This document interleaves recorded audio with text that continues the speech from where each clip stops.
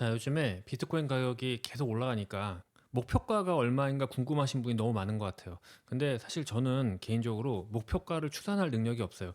저는 한 4년 전부터 비트코인은 최소 3억 이상 갈 것이다 라고 예측을 하고 15,000불, 우리나라 돈으로 한 1,600, 1,700만 원부터 우리 고객님들한테 비트코인 반드시 사시라고 얘기를 해놨는데 그 이상은 안타깝게도 제가 계산을 할 수 있는 능력이 안 돼요. 그래서 지금 최근에 미국에서 제일 잘 나가는 사람들이 목표가를 얼마를 제시하는지를 가져와 봤습니다.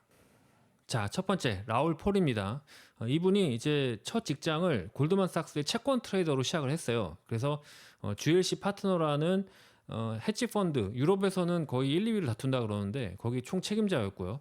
그 다음에 은퇴하고 나서 금융 미디어, 금융 교육 회사를 차립니다. 그래서 뭐 분석가, 저술가, 작가, 그다음에 교육자 뭐 그런 길을 살고 있는데 이분이 2030년까지 3억 정도는 간다라고 예측을 했고요. 그리고 3억까지 가는 이유가 2030년까지 암호화폐 사용자가 40억 명까지 증가한다. 2025년이 한 11억 명 정도 되거든요. 근데 이게 늘어나면 늘어날수록 일단 없던 수급이 생기는 거니까 3억까지는 무난하게 간다. 이렇게 예측을 하고 있고요. 이분이 생각하는 거는 뭐냐면 초기에 인터넷 성장 곡선보다 비트코인을 사는 암호화폐를 사는 그 사람들의 파급력, 그러니까 확산 속도가 더 빠르다는 거예요. 그래서 없는 매수세가 계속 생기면 3억까지는 무난하게 간다. 그리고 2024년 말부터 이제 각종 전 세계 선거들이 있는데 선거에서는 경기 부양책을 쓸 수밖에 없기 때문에 유동성이 공급이 되면 아무래도 암호화폐에 돈이 더 들어온다. 그 펌프질을 하게 된다. 뭐 이런 논리를 피고 계십니다. 그리고 이분은 특이하게도 비트코인보다 솔라나에 집중 투자를 하고 계시고 솔라나를 되게 좋게 보고 계세요. 그래서 이분은 이더리움이 15,000불에서 20,000불까지 갈 수 있고 그 다음에 솔라나가 750불에서 1000불까지 갈 수 있다고 합니다. 18개월 안에.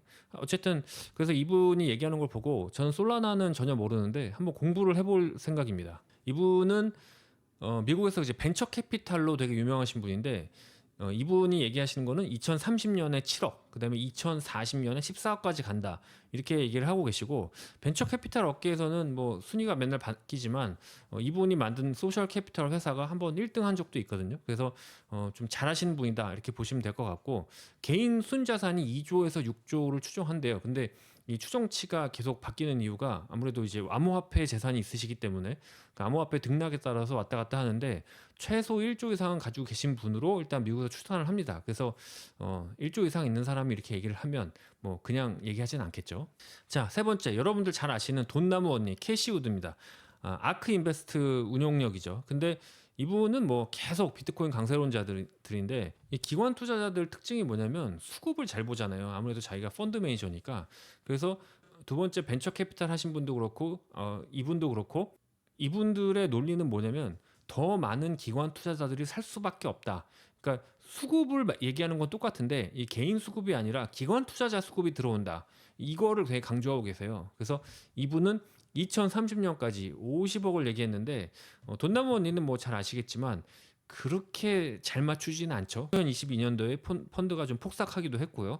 하지만 뭐 아예 없는 말은 아니고 어쨌든 수급 측면에서는 지금 돈나무 언니뿐만 아니라 많은 기관 투자자들이 계속 들어오고 있다를 강조를 하고 있습니다. 자, 그리고 저는 이분이 굉장히 흥미로운데 피델리티의 주리안 티머 이 글로벌 매크로 이사예요. 그 애널리스트인데 총 책임자입니다. 애널리스트는 개별 종목 애널리스트보다 그 매크로 위에 스트래티지 짜시는 분들이 좀 연륜이 많고 고참들이 많아요. 그리고 연봉도 더 많이 받으시는데 이분이 무려 2040년까지 1조 3,700억을 얘기를 하셨습니다. 근데 피델리티의 그 매크로 이사하시거든요. 그러니까 뭐 이렇게 허무맹랑한 사람이 아니고 피델리티는 이제 미국에서 한국판 키움증권이라고 볼 수가 있죠. 제가 미국에서 보면 피델리티가 미국의 전 증권사 중에 가장 먼저 개인 투자자들한테 아주 적극적으로 비트코인을 살 수 있게 강권하고 그리고 실제로 비트코인을 살 수 있게 계좌를 열어준 곳입니다. 그래서 제가 이제 비트코인을 강하게 본 것 중에 하나가 코인베이스를 제가 원래 거래를 하고 있었는데 코인베이스에서 갑자기 신분증을 요구하고 전화번호 2단계 인증을 요구하고 그런 적이 있어요. 한 작년 한 여름인가? 그래서 원래 코인은 무기명, 익명성이 장점이었는데 코인베이스에서 신원 확인을 다 하는 거예요. 확인을 안 하면은 계좌를 볼 수 없게 하고 그래서 야 이거 앞으로 이제 미국이 작정하고 비트코인을 좀 밀어주나 보다. 왜냐면 비트코인을 미국 정부가 밀려면 제일 중요한 게 범죄 수익 단체의 비트코인 매수세를 막아야 되거든요. 이거를 좀 검증을 해야 되는데 신원을 깐깐하게 하는 거 보고 미국 정부의 태도가 확실히 달라지는 걸 느꼈고, 그 다음에 피델리티가 이 비트코인을 열어줬는데 여러분 놀라지 마세요. 제가 미국 영주권자거든요. 근데 시민권은 아니에요. 제가 피델리티에서 비트코인을 살려고 했더니 피델리티에서 시민권자만 가능하대요. 그거 보고 아 이거 뭔가 좀 이상하다. 그걸 작년에 느꼈어요. 이분도 이제 피델리티의 이사신데 피델리티가 가장 먼저 이제 미국 증권사에서는 비트코인을 직접 사게 한 어떤 배경이 있습니다. 그래서 이분은 2040년까지 1조 3천억을 얘기했는데 이분이 이제 1조 3천억을 1조 3천억을 예상한 그 논리를 제가 한번 좀 찾아봤거든요. 근데 그냥 하는 건 아니고 여러분이 좀 아셔야 될 게 그 인터넷 비즈니스를 하는 그 기업들, 그 기업들의 밸류에이션 모델링이 있습니다. 그러니까 우리가 뭐 페이스북이나 구글 같은 게 지금이야 돈을 잘 벌지만 옛날에 적자 날 때 가치를 영원으로 하지는 않잖아요. 적자 날 때도 심지어 엄청나게 비쌌죠.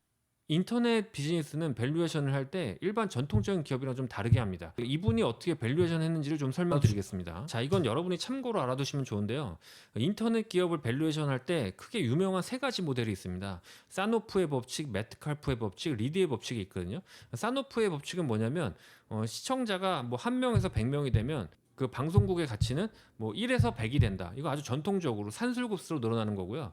이 metcalfe의 법칙을 이제 비트코인 추종자들이 많이 적용을 하는데 산술급수가 아니라 기하급수로 하는 거예요. 이게 병목 공정, 노드 공정에 들어가는데 그게 뭐냐면 사람들이 막 몰릴 때 있잖아요. 그러니까 예를 들면 팩스가 한 개 있는데 고객들이 막 몰려요. 근데 한 개 있을 때보다 그 순간 두 대를 놔주면 그 산술급수로 1의 퍼포먼스가 올라가겠죠. 그게 사노프의 법칙입니다. 그리고 마지막으로 이제 리드의 법칙이 있는데 이거는 서브 그룹의 가능성을 보는 겁니다. 이게 뭐냐면 유튜버도 100만 유튜버, 200만 유튜버들 많은데 그분들이 막 요즘에 돈 없다고 장사 안 된다고 유튜브 그만하고 접고 막 이러잖아요. 그거는 이제 본인의 개인 수익화 모델을 못 만들어서 그런데 오히려 막 구독자 500명, 1000명인데 한 달에 5천, 8천만 원씩 버는 사람들이 있다고 그러더라고요.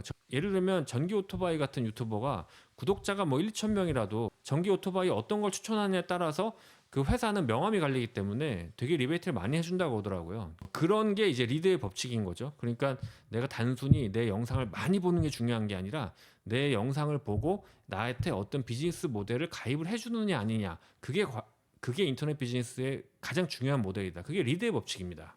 여기 보시면 사노프의 로는 그냥 산술급수고요. metcalfe의 법칙은 이제 네트워크가 되면서 기하급수적으로 늘어나는 건데 지금 비트코인의 가격을 되게 높이 측정하는 사람들은 대부분 metcalfe의 법칙을 쓰거든요. 그래서 이 사람들이 그냥 허무맹랑한 얘기를 하는 게 아니라 뭐 이 사람 예측이 맞았던 틀렸던 간에 이 법칙을 적용해서 그렇게 생각을 하는구나라고 참고하시면 되고요. 참고로 콘텐츠 투자자 한번 막간 홍보 좀 하겠습니다. 유튜브에 보시면 여기 채널 외 링크 클릭을 하시면 상담 채널이 뜨거든요. 여기서 대화창을 누르시고 우리 서비스를 어떻게 받으실 수 있는지 문의하시면 우리 정 팀장이 친절하게 설명드립니다. 삼성증권에서 12월 1일부터 계약이 가능합니다. 오랫동안 투자 자문 준비를 했고요.